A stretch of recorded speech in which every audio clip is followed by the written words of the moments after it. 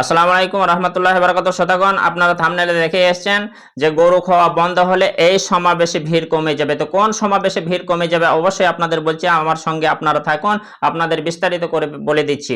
হ্যাঁ, একটা সমাবেশ আছে যেখানে মানুষ বেশি পরিমাণে ভিড় জমায় গরু খাওয়ার নিয়তে।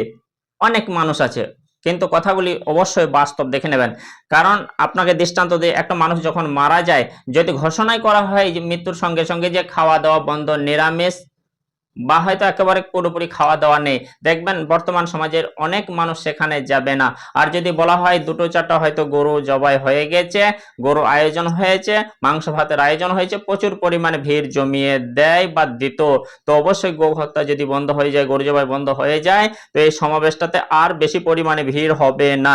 অ্যাকচুয়ালি যারা অবশ্যই তার উপর মায়া মমতা টান ভালোবাসা, জানাজার নিয়ত, যার অবশ্যই জানাজা পড়ার একটা উদ্দেশ্য, নেকি হাসিলের অর্জনের একটা উদ্দেশ্য, সেই ব্যক্তি সেই জানাজায় যাবে। কিন্তু দেখা যেত কি এর আগে, মানে ভোজের নাম প্রচার হওয়ার পরে পরে ভোজ খাওয়ার হয়তো আশাতে অনেক মানুষ পেচ্ছাপ করে পানি নেয় না, জোহর আসর মাগরিব এশা ফজর কিচ্ছু নেই, নামাজের ধার ধারে না। সেই মানুষ গিয়ে যে সময় জোহরের পরে নামাজ হলে, জানাজা হলে, জোহর পড়লো না, ফরজটা পড়লো না, কিন্তু জানাজায় হাজির হয়ে যায়।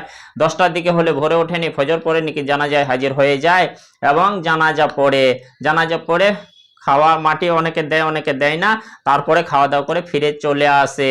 তো বলে রাখি যে এই সমস্ত মানুষ যারা হয়তো ভেজাল মানুষ, ডুপ্লিকেট মানুষ যারা আছে, শুধু খাওয়ার নিয়তে যায়, সেই সমস্ত মানুষ জানাজা পড়তে যাবে না।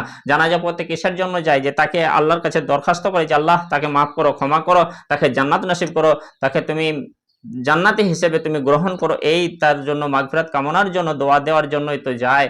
কিন্তু যদি অবশ্যই গরু হত্যা বন্ধ হয়ে যায়, গরু খাওয়া বন্ধ হয়ে যায়, এই সমাবেশে কিন্তু ভিড় জমাবে না। হ্যাঁ, হয়তো কোথাও আলু ভাত হবে, কোথাও মাছ ভাত হবে, কিন্তু মানুষ আকৃষ্ট নয় মাছ ভাতে, আলু ভাতে অতটা নয়। তো অবশ্যই কথাটা মাথায় রাখবেন যে হ্যাঁ, জানাজাতে যাব অবশ্যই খাওয়া দাওয়ার উদ্দেশ্যে, নিয়তে নয়।